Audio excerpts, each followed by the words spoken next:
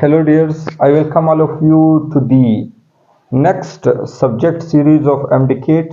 Dears, as you all know that we have started with the English series of MDCate as well. Today I thought that I should start bio section as well, okay? Because it contains 68 marks in MDCate, okay? So today we will be discussing about the second chapter of biology of first year, known as biomolecules. Dears, without squandering time, we should start our lecture. First of all, what is biomolecule? See, biomolecule is the combination of two words. One is bio and second one is molecule. So those molecules which are present in living organisms, because the word bio means life, living organisms, and molecule in molecules. So those molecules, such molecules which are present in living organisms, such molecules are called, which molecules are called biomolecule. I have written definition for you people. Please, I request all of you to write it from the board, okay? आप लोग सिर्फ board से आप दो चीजें मैंने बतानी है, एक दो एक्स्ट्रा शीट अपने साथ रखो जब आप मेरे लेक्चर देख लो, नंबर 1, एंड नंबर 2 अपना जो बलूचिस्तान का बोर्ड का जो बुक है वो बलूचिस्तान स्टूडेंट्स वाले बलूचिस्तान और जो अदर प्रोविंसेस से बिलोंग करते हैं वो अदर बुक अपने सामने रखे। आपका MDCate का ये मैं आपको चैलेंज कर रहा हूं कि जो लेक्चर मैं आपको पढ़ाऊंगा उससे अगर एक सवाल भी आउट ऑफ कोर्स आया तो मैं जिम्मेदार, ओके? आप ये जितने भी लेक्चर, मेरे लेक्चर में सिंगल पॉइंट आपने मिस नहीं करना है, इसके अलावा सिंगल पॉइंट आपसे मिस नहीं होगा, okay? So be attentive. Biomolecule, the molecules present in living organisms are called biomolecules. Means those molecules which are present in us, such molecules are called biomolecules. Human body consists of 25 elements. We have how many bioelements? We have 25 bioelements. In those 25 bioelements, 16 of them are essential. हम लोगों के पास total living organism में 25 bio elements present है, उसमें से 16 essential है, life के लिए जरूरी है। 16 में से जो 6 मोस्ट कॉमन ये 6 हर इंसान में पाए जाएंगे, हर लिविंग ऑर्गेनिज्म में पाए जाएंगे। वो 6 कौन कौन से है? Carbon, hydrogen, oxygen, nitrogen, sulphur and phosphorus. Till now we had done with 3 task. सबसे पहली बात बायोमोलिक्यूल्स के, दूसरी बात हम में यानी लिविंग ऑर्गेनिज्म में कितने बायो एलिमेंट्स पाए जाते, नंबर 3 कितने बायो एलिमेंट्स हमारी लाइफ के लिए जो एसेंशियल बायो एलिमेंट्स है वो कितने हैं, 16। नंबर 4 हम मोस्ट कॉमन जो बायो एलिमेंट्स है वो कौन कौन से है और कितने हैं। Done. See next, 99% of human body consists of above 6 most common bioelements। देखो हम लोगों का जो बॉडी है वो पूरा complete body 99%, how many percent? 99% ये जो 6 मोस्ट कॉमन एलिमेंट्स जिसमें मैंने आपको hydrogen, carbon, oxygen, nitrogen, phosphorus and sulphur, ये 6 बायो एलिमेंट से हमारी 99% बॉडी बनी हुई है। Alright, I hope you have done with it. See, एक जरूरी सवाल, biological importance of above 6 bio elements are due to their valencies. ये आप लोग लिख लो, due to their valencies, due to their. देखो अभी मैंने आपको 6 मोस्ट कॉमन बायो एलिमेंट्स बताए, यानी कोई आपसे पूछ सकता है कि यार ये अल्लाह पाक ने हम लोगों पर जो सबसे मोस्ट जो कॉमन बायो एलिमेंट्स ये क्यों प्लेस किए, ये क्यों जरूरी है हमारे लिए? इनकी वैलेंसीज की वजह से। हाइड्रोजन में 1 वैलेंसी, इसी तरह 2, 3, 4, 5, 6 रिस्पेक्टिवली। ऑलराइट, इनकी वैलेंसीज की वजह से इन बायो एलिमेंट्स का जो रोल है वो बहुत इंपॉर्टेंट है। Owing to that, our 99% of total body is made up of these 6 bioelements. Done? See, next एक वर्ड मैंने टिडबिट्स के बलूचिस्तान के बुक में मैंने देखा, प्रोटोप्लाज्म। अभी कुछ स्टूडेंट्स इसमें कंफ्यूज हो जाते हैं, what is basically what is protoplasm. Protoplasm देखो, living content of cell is called protoplasm. Living content of cell is called protoplasm. Living content में आपके साथ जितना भी साइटोप्लाज्म है और जितना भी न्यूक्लियोप्लाज्म है, सेल के अंदर अभी साइटोप्लाज्म पहला चैप्टर में आपको पढ़ा चुका हो, तो कि पहला चैप्टर क्या है, पहले चैप्टर की में साइटोप्लाज्म में आई थिंक डिटेल से बता चुका हूँ कि वो क्या है, जो फ्लूइड है between cell membrane and nucleus is called cytoplasm, and the fluid present in nucleus is called nucleoplasm. So combination of cytoplasm and nucleoplasm is called protoplasm. ये living content of cell है। okay, ये देखो लिखा है कि this is general term for both cytoplasm and nucleoplasm. There's, I hope we have done with it. Chemical composition of cell, आज थोड़ा introductory lecture है, थोड़ा बेसिक चीजें हैं। देखो, एक मेमेलियन सेल में, मेमेलियन सेल का जो केमिकल कंपोजिशन है वो क्या है, हम लोगों में वाटर 70% होता है, protein 18%, carbohydrate 4%, lipid 3, DNA 0.25, RNA 1%, enzymes plus hormone 2% और इनऑर्गेनिक आयंस 1% होते हैं। लास्ट ईयर या 2022 में मेरे ख्याल से मैंने एक एमसीक्यू देखा था यूएचएस का एक एमसीक्यू था कि percentage of water in bone cell. आप लोग लास्ट ईयर के एमसीक्यूज रिपीट कर लो, देख लो, इंशाल्लाह ये एमसीक्यू आपको मिल जाएगा कि percentage of water in bone is. तो टिडबिट्स के बलूचिस्तान बुक में टिडबिट्स में लिखा हुआ है कि आपके साथ बोन में 20% पानी पाया जाता है, वाटर जो है ना बोन में वो 20% पाए जाते हैं। ब्लड में आपके साथ 88% पाए जाते हैं, ब्रेन के सेल्स में 85% पाए जाते हैं, और जेलीफिश इसके जो बॉडी में 99% जो जेलीफिश का बॉडी है वो किस पे कंसिस्ट है, वाटर पे कंसिस्ट है। बलूचिस्तान बोर्ड के टिडबिट जरूर पढ़ा करो। इसी से मैंने 6-7 सवाल देखे एमडीके यूएचएस में कि ये रिपीट हुए। ओके, ये टेबल आप प्लीज काइंडली याद कर लें। देखो, सेकंड मोस्ट, ओके, ये तो हम लोग के पास मेमेलियन सेल हुआ। Most abundant bio element is oxygen. हम लोगों के जो बॉडी में सबसे जो मोस्ट बायो एलिमेंट है, जो जिसकी क्वांटिटी सबसे लार्ज है, वो हम लोग के पास क्या है, ऑक्सीजन है। कितनी परसेंट है, 65% in our body. Okay, second most abundant bio element is carbon. कितना परसेंट है, 18% है।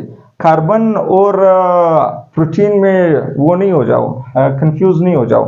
प्रोटीन एक बायो मॉलिक्यूल है। ओके, ये एक बायो मॉलिक्यूल है, एक बायो एलिमेंट है। कार्बन का भी परसेंटेज 18% है और प्रोटीन का भी परसेंटेज 18% है। Third most abundant bio element is hydrogen, and I hope the percentage of hydrogen you know. If you don't know, I am about to tell you people the percentage of hydrogen in our body is 9.5%. देखो, ये सवाल आ सकता है, ये सवाल थोड़ा जरूरी है कि percentage of sulphur and chlorine in living organism is same. हमारी बॉडी में वो कौन से दो एलिमेंट है जिसका परसेंटेज सेम है। You may be asked that name the two elements, name the two bio elements whose percentage in our body is same. So those two elements are sulfur and chlorine. Done? ये chemical composition था एक cell का। चलो next page की तरफ चलते हैं। Macro organic molecule. What is macroorganic molecule? There are four types of macroorganic molecule. हम लोगों के पास बायोमोलिक्यूल टू टाइप्स में डिवाइड हुए हैं, एक है मैक्रोमोलिक्यूल, एक है माइक्रोमोलिक्यूल। देखो macromolecule is made of many repeating unit. जब आपके मोनोमर्स ज्वाइन अप हो जाए, एक लार्ज वो बनाए, वो बायोमोलिक्यूल बनाए, तो इसको हम लोग मैक्रोमोलिक्यूल कहते हैं। देखो बोले macromolecule is made up of many repeating units of monomer. जब मोनोमर्स ज्वाइन हो जाए क्या बनाए? पॉलीमर बनाए।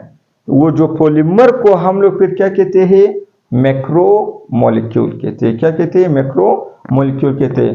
Macromolecule is also called polymer. Macromolecule को हम लोग क्या भी कह सकते हैं? पॉलीमर भी कह सकते हैं। और माइक्रोमोलिक्यूल क्या है? Individual unit of polymer. Polymer का इंडिविजुअल एक यूनिट को माइक्रोमोलिक्यूल कहते हैं।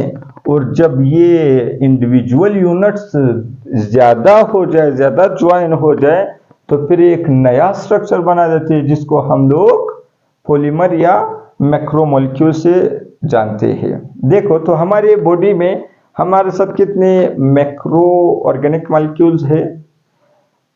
कार्बोहाइड्रेट है, प्रोटीन है, लिपिड है एंड न्यूक्लिक एसिड है। So 4 types of organic molecule we have in our body. Dears, after this lecture we will be starting carbohydrate, protein, then lipid, then nucleic acid. Okay, before that we must know that what is condensation. Condensation is also called dehydration synthesis. देखो condensation का दूसरा नाम क्या है? Dehydration synthesis. What this phenomena is about? It is the process in which monomers join and form polymer. वही बात है, जब आपके पास मोनोमर्स यानी जो छोटे यूनिट्स है ये आपस में मिल जाए और क्या बनाए? पॉलीमर बनाए। मैं आपको कार्बोहाइड्रेट का एग्जांपल दे देता हूँ। कार्बोहाइड्रेट में ग्लूकोज मोनोमर है। जब मैनी ग्लूकोज आपस में मिल जाते हैं, ओके, ये कार्बोहाइड्रेट बनाया। जब मैनी ग्लूकोज से क्या बन गया? कार्बोहाइड्रेट बन जाए। तो इस प्रोसेस को देखो, मोनोमर से क्या बन गया? पॉलीमर बन गया। इसको हम लोग कंडेंसेशन कहते हैं। क्या कहते हैं? कंडेंसेशन कहते हैं। क्यों? क्योंकि ये प्रोसेस है इन विच मोनोमर ज्वाइन होते हैं टू फॉर्म क्या? पॉलीमर्स। ये एक इंटरगोनिक प्रोसेस है। अभी आई होप एमडीकेट की तैयारी कर रहे हो तो इंटरगोनिक एक्सागोनिक प्रोसेस तो आपको पता होगा। इंटरगोनिक प्रोसेस उसको कहते हैं जिसमें एनर्जी यूज हो जाती है। एक्सागोनिक रिएक्शन उसको कहते हैं जिसमें एनर्जी रिलीज हो जाती है। ओके, तो ये कौन सा रिएक्शन है? ये इंटरगोनिक प्रोसेस है, यानी इसमें एनर्जी यूज होती है। In condensation water is produced. Condensation के प्रोसेस में वाटर प्रोड्यूस हो जाता है, बन जाता है। Owing to that it is called dehydration synthesis. You may be asked that why condensation is called dehydration synthesis. Dehydration, देखो हाइड्रेशन का मतलब है एडिशन ऑफ वाटर। डी का मतलब डी आ गए यानी ये नेगेटिव है, यानी इसमें वाटर प्रोड्यूस होगा। बोल रहा है कि यार कंडेंसेशन के प्रोसेस में वाटर प्रोड्यूस होता है, बनता है। इस वजह से कंडेंसेशन को हम लोग डिहाइड्रेशन सिंथेसिस भी कहते हैं। It is not that much tough. Okay, for example formation of carbohydrate from glucose. जब मैनी ग्लूकोजेज आपस में ज्वाइन हो जाए, ग्लूकोज एक ग्लूकोज मोनोमर है, जब मैनी ग्लूकोज आपस में ज्वाइन हो जाए क्या बनाए? एक पॉलीमर जिसको हम लोग कार्बोहाइड्रेट कहते हैं। किस प्रोसेस से बनाएगा? कौन सा प्रोसेस होगा? कंडेंसेशन रिएक्शन होगा। Alright, last topic of the day is hydrolysis. Hydrolysis और hydration, it is the combination of two word. Hydrolysis, hydro means water, Lysis means breakdown. So here it is the process in which polymers are broken down. देखो यहाँ पे monomer आपस में, एक monomer से H और दूसरे से OH ग्रुप निकल गया, आपस में ज्वाइन हो गए, वाटर प्रोड्यूस किया और एक पॉलीमर बनाया। इंटरगोनिक प्रोसेस था। ओके, यहाँ ये इसका रेसिप्रोकल है, antagonistic of condensation is called hydrolysis. Okay, इसमें जो पॉलीमर्स होते हैं, यानी जो कार्बोहाइड्रेट होते हैं, जो प्रोटीन होते हैं, जो लिपिड्स होते हैं, जो न्यूक्लिक एसिड्स होते हैं, जो ये सारे क्या है, पॉलीमर्स है, ये ब्रोकन डाउन हो जाते हैं, ये टूट जाते हैं किसमें, मोनोमर्स में। किसमें टूट जाते हैं, मोनोमर्स, यानी उसके स्मॉल इंडिविजुअल यूनिट्स में। अभी इस प्रोसेस में वाटर यूज हो जाता है। उस प्रोसेस में एक से H दूसरे से OH लिया, इस प्रोसेस में वाटर क्या हो जाते हैं, यूज हो जाता है। एक H एक से ले लेता है, दूसरा OH दूसरे से वाटर की ब्रेकडाउन हो जाती है, एक H एक मोनोमर के पास चला जाता है, दूसरा OH दूसरे के साथ, तो वाटर क्या हो जाता है, यूज हो जाता है। Owing to that it is called hydration. Hydration का मतलब है यूजेज ऑफ वाटर। तो इस प्रोसेस में वाटर यूज हो जाता है, इसी वजह से इसको हाइड्रेशन कहते हैं। I hope you have done it. It is exergonic reaction process. यहाँ पे एनर्जी फिर क्या हो रिलीज हो जाती है। तो ये कौन सा रिएक्शन है, ये हम लोगों के पास एक्सर्गोनिक है। कंडेंसेशन कौन सा रिएक्शन था, इंटरगोनिक था। Formation of glucose from carbohydrate. देखो जब कार्बोहाइड्रेट से ग्लूकोज बन जाए, क्या बन जाए, ग्लूकोज बन जाए, यानी पॉलीमर से, पॉलीमर की ब्रेकडाउन से मोनोमर्स बन रहे हैं, इसी वजह से इस प्रोसेस को हम लोग हाइड्रोलाइसिस या हाइड्रेशन कहते हैं। I hope you people have enjoyed the first lecture of chapter called biomolecule. Okay, in next lecture we will be discussing about properties of water, and if I get time then I will be discussing carbohydrate section as well. Okay, till that, Allah Hafiz.